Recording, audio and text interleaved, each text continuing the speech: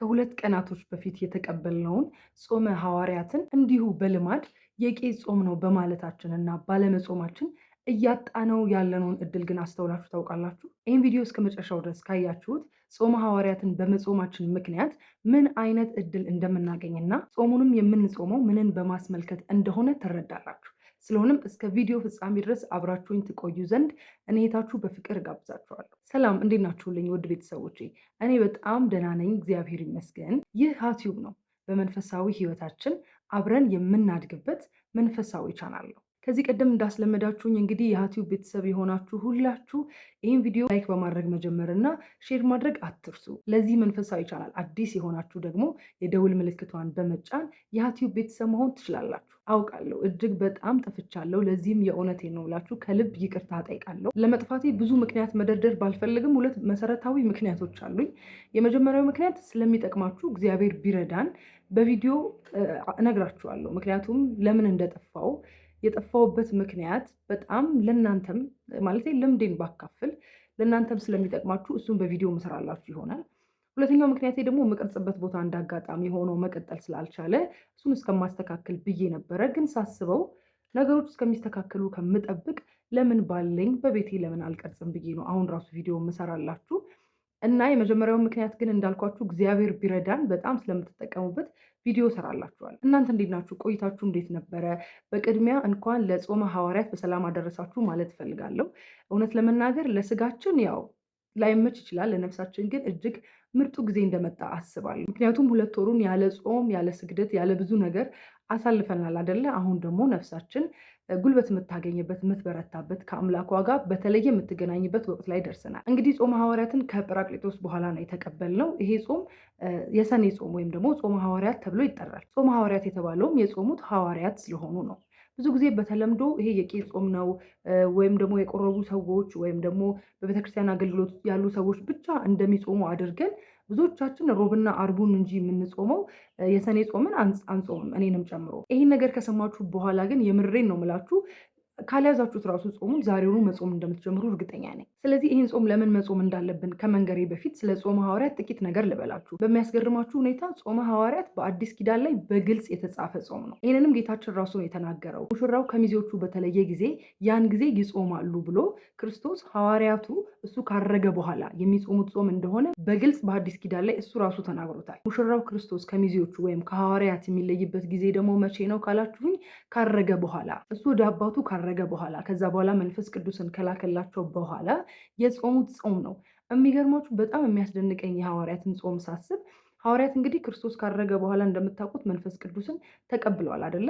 በእሳት አምሳል ወርዶላቸዋል። ከዛ በኋላ 72 ቋንቋ እንዲናገሩ ሆነዋል። ከዛ በኋላ ወደ ተልእኮ ነው የሄዱት። በጣም የሚያስገርመው ነገር ግን ወደ ተልእኮ ከመሄዳቸው ወደ መስበክ ወይም ወደ ማስተማር ከመሄዳቸው በፊት መንፈስ ቅዱስን እንኳን ተቀብለው ማለት ነው የክርስቶስን ኃይል ለማግኘት ብለው ጾሞ ነበር። ማለት መንፈስ ቅዱስ እንግዲህ ሁሉን ይገልጣል አይደለ? እውቀትን፣ ጥበብን ሁሉን ይገልጣል። ያን የተሰጣቸውን መንፈስ ቅዱስን ግን ለማስጠበቅ ለማጽናት እና ደግሞ የእግዚአብሔርን ኃይል ለማግኘት የጾሙት ጾም ነው የሐዋርያት ጾም። ከዚህ ጾም በኋላ ግን የሚገርማችሁ ነገር እግዚአብሔር ኃይል ሆናቸውና ባሉበት ቦታ ብቻ አይደለም፣ እንደምናውቀው በዓለም ሁሉ ድምፃቸው ተሰማ። ዓለምን ሁሉ በወንጌል አዳረሱ። እግዚአብሔርን በጾም በጸሎት በመጠየቃቸው ምክንያት አሁንም ድረስ ወንጌል ተስፋፍቶ እነሱ በስጋ አልፈው እንኳን አሁንም ድረስ ስማቸው ይጠቀሳል። መልእክቶቻቸውን አሁንም ድረስ እኛ እንማማርበታለን። እና ይሄ ጾም በጣም ለክርስቲያኖች በጣም ብዙ ነገሮችን የሚፈታ የመንፈስ ቅዱስን ጸጋ የሚያሰጥ እንደገና ደግሞ ከሁሉ በላይ ደግሞ ምንም ነገር ከመጀመራችን በፊት እኛ ክርስቲያኖች ልንጾመው እንደሚገባ ነው ይሄ የሐዋርያት ጾም የሚያሳየን ማለት ነው። ስለዚህ ይህን ጾም የግዴታ መጾም ያለባችሁ ለምን እንደሆነ ልንገራችሁ። ምን ልትጀምሩ አስባችኋል? ልትጀምሩ ያሰባችሁት ምንም ነገር ይሁን፣ ትምህርት ይሁን፣ ትዳር ይሁን፣ ስራ ይሁን፣ ምንም ነገር ይሁን ይሄ ጾም ትክክለኛው ሰዓት ነው። ምክንያቱም ሐዋርያት ከማስተማራቸው በፊት የጾሙት ጾም ስለሆነ። ከዚህ ውጪ ደግሞ ጸጋችሁን ለማወቅ ለመረዳት ምን ላይ ጎበዝ እንደሆናችሁ እንግዲህ መንፈስ ቅዱስ ለሁላችንም ተሰጥቶናል አይደለ? በ40 በ80 ቀናችን። ስለሆነም ያንን መንፈስ ቅዱስ የሰጠንን ጸጋ ለማወቅ ለመረዳት ይሄ ትክክለኛው ሰዓትና ትክክለኛው ጾም ነው። ብዙ ጊዜ ብዙዎቻችን መክሊቶቻችን ይጠፉብናል አይደለ? እኔ ግን ለምንድን ነው የተፈጠርኩት? እግዚአብሔር ለምንድን ነው የፈጠረኝ? ምክንያቱ ምንድን ነው ብለን ሁሌ እንጨነቃለን። መክሊታችንን ሁሌ እንፈልጋለን። ይሄ ጾም ይህንን ነገር ከእግዚአብሔር ለመጠየቅ ለማወቅ በጣም ትክክለኛው ሰዓት ነው። ከዚህ በፊትም ስለ ጾም ስናወራ ተነጋግረናል አይደለ? ዝም ብለን መጾም አይደለም ማለት በቃ እስከ 9 ሰዓት ወይ እስከ 6 ሰዓት እስከቻልነው ጾመን ዝም ብለን ማለፍ አይደለም። በእያንዳንዱ ጾም ልንጠይቀው የሚገባ ወይም ልንፈታው የሚገባ የሆነ ችግር አለ። ስለዚህ በቃ ልክ እንደ ርዕስ አንስተን በዚህ ጾም እግዚአብሔር ይህን ነገር እንዲያደርግልኝ እፈልጋለሁ። መቁረብም ከሆነ ስራም ከሆነ ትዳርም ከሆነ ወይም ደግሞ ሊተወን ያልቻለ የሆነ ኃጢአትም ከሆነ እንደዚህ አይነት ነገሮችን አስቀምጠን በዚህ ጾም እግዚአብሔር ቢወድና ቢፈቅድ ይህን እግዚአብሔር ይፈታልኛል ብለን ዓላማ ይዘን ነው ልንጾም የሚገባው እንጂ ዝም ብሎ ጾሙ ስለገባ አይደለም የምንጾመው። በነገራችን ላይ የሰኔ ጾም ወይም ጾመ ሐዋርያት ከ7ቱ የአዋጅ ጾሞች መካከል አንዱ ነው። ብዙዎቻችን ግን ይሄን አንረዳም። የፍቃድ ጾም ሁሉ የሚመስለው ሰው አለና የአዋጅ ጾም ነው which is በአዋጅ ቤተክርስቲያናችን አስቀምጠዋለች። ልክ እንደ ኩዳዴ፣ ልክ እንደ የነሐሴ ጾም እንደሚባለው የሰኔ ጾም ሁሉም ክርስቲያን ሊጾመው የሚገባ ጾም ነው። ከዛ ውጭ ደግሞ እንዳልኳችሁ ምንም ነገር ለመጀመር ካሰባችሁ በአእምሯችሁ ውስጥ የሚመላለስ ሀሳብ ሆኖ ያለ ወደ ተግባር ያልቀየራችሁት ነገር ካለ እግዚአብሔርን በጸሎት በጾም የምትጠይቁበት ትክክለኛው ሰዓት ነው። ሐዋርያት መንፈስ ቅዱስ ስለተላከልን ብለው ወደ ስብከት አልተሰማሩም አይደለ? ስለዚህ እኛ መማራችን ስለ ትዳር ወይ ብዙ ማወቃችን ወይም ደግሞ ስለ ቤተ ክርስቲያን ስለ እግዚአብሔር ብዙ ማወቃችን ነገሩን እንድናደርግ አያደርገንም።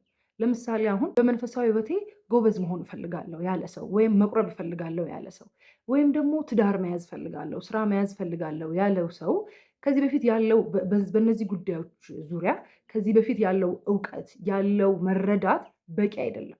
ልክ ሐዋርያቶቹ መንፈስ ቅዱስ ተላከልንና በቂ ነው እንዳላሉ ሁሉ እኛም በእነዚህ ነገሮች ያለን የቀደመ እውቀትና መረዳት በቂ አይደለም።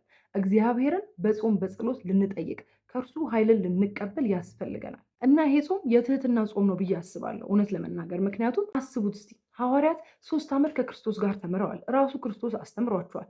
እሱ ሳይበቃ መንፈስ ቅዱስን በእሳት አምሳል ልኮላቸዋል። እሱ ሳይበቃ የዓለም ቋንቋ ሁሉ ተገልጦላቸዋል። ይሄ ሁሉ ሆኖ ሳለ አሁን በቃ ሬዲ ነን ለማስተማር ብለው አልወጡም። በቃ ትህትናቸውን አያችሁ። በቃ ይሄ በቂ አይደለም፣ እግዚአብሔርን በጸሎት ልንጠይቀው ይገባል ብለው በትህትና ይሄን ሁሉ ነገር ካገኙ እንኳን በኋላ በትህትና እግዚአብሔርን ጠይቀውታል።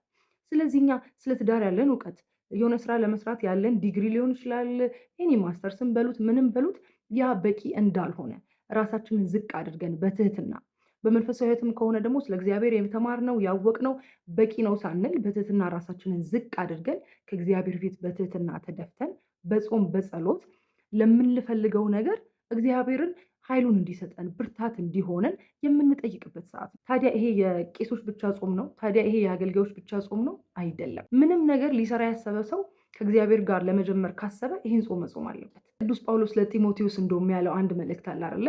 በውስጥ ያለውን መንፈስ ቅዱስ ቀስቅሰው አነሳሳው ይላል። ስለዚህ ልክ በዚህ ጾም እኛም መንፈስ ቅዱስን በ40 በ80 የተቀበለውን መንፈስ ቅዱስን ልንቀሰቅሰው፣ ለጸሎት አበርታኝ፣ ለመንፈሳዊ ተግባር አበርታኝ፣ ለስራ ለመልካም ነገር አበርታኝ ብለን የምንቀሰቅስበት እሱን የምናነሳሳበት ሰዓት ነው። ስለዚህ ይሄ ጾም ጸጋ መንፈስ ቅዱስን ምንረዳበት የትህትና ጾም፣ ምንም ነገር ከመጀመራችን በፊት የእግዚአብሔርን ኃይል የምንጠይቅበት ጾም ነውና ሁላችን ኦርቶዶክሳውያን ልንጾመው የግድ የሚያስፈልግ ጾም ነው። ምናልባት ከዚህ ቪዲዮ በኋላ ትንሽ ሀሳባችሁን ልትቀይሩ እንደምትችሉ አውቃለሁ፣ አስባለሁ። ከዚህ ውጭ ያለውን ደግሞ እግዚአብሔር መንፈስ ቅዱስ ለሁላችንም ይግለጥልን። ከኔ ውጭ ደግሞ ስለ ጾመ ሐዋርያት የተሰጡ በጣም ብዙ ትምህርቶች አሉ ዩቲዩብ ላይ። እሱን ደግሞ ብትሰሙ የበለጠ እውቀታችሁን ታዳብራላችሁ እና ይህን የሐዋርያትን ጾም በዓላማ ጾማችሁ ቀጣይ መስካሪ እንደምትሆኑ፣ ቀጣይ እናንተም ለሌሎች የቄስ ጾም ነው ብለው ለሚሉ ሰዎች ትምህርት እንደምትሰጡ፣ ምስክርነት እንደምትሰጡ ባለሙሉ ተስፋ ነኝ። ከዚህ በኋላ እንግዲህ በተቻለኝ አቅም ላለመጥፋት እሞክራለሁ። እናንተም ወለተ ሐና ብላችሁ በጸሎታችሁ እንድታስቡኝ በእግዚአብሔር ፍቅር ጠይቃችኋለሁ። ቅድም እንዳልኳችሁ ከዚህ በኋላ እግዚአብሔር ቢረዳን የቅድሙን ሪዝን በቪዲዮ ሰራላችኋለሁ። አሁን የጾሙም ወቅት የቅዳሴም ወቅት ስለሆነ ደግሞ ከዚህ በፊት ያቆምነውን የቅዳሴ ተሰጥኦና ንባቡ የሚለውን መጽሐፍ ሪቪው ማድረግ እንደ አዲስ እንጀምራለን። እግዚአብሔር እንግዲህ የዛ ሰው ይበለን። ጾሙንም እግዚአብሔርን ደስ የምናሰኝበት፣ የመንፈስ ቅዱስ ጸጋችንን የምናውቅበት፣ የእግዚአብሔርን ኃይል የምናገኝበት፣ ያሰብነውን መልካም ዓላማ ሁሉ የምናሳካበት የተባረከ ጾም ይሆንልን። እግዚአብሔር ቢወድና ቢፈቅድ በህይወት ደግሞ ብንኖር በሚቀጥለው በሌላ ቪዲዮ እንገናኛለን። እስከዛው ድረስ በያላችሁበት ሰላም ሆኖልኝ። ሁሌ እንደምንለው ክርስቲያናዊ መንፈሳዊነት ዘለዓለማዊነት ነውና እግዚአብሔርን ደስ በሚያሰኘው ጾምና ጸሎት ጸንተን የምንናፍቃትን ተስፋ የምናደርጋትን መንግስቱን ለመውረስ የበቃን ያድርገን።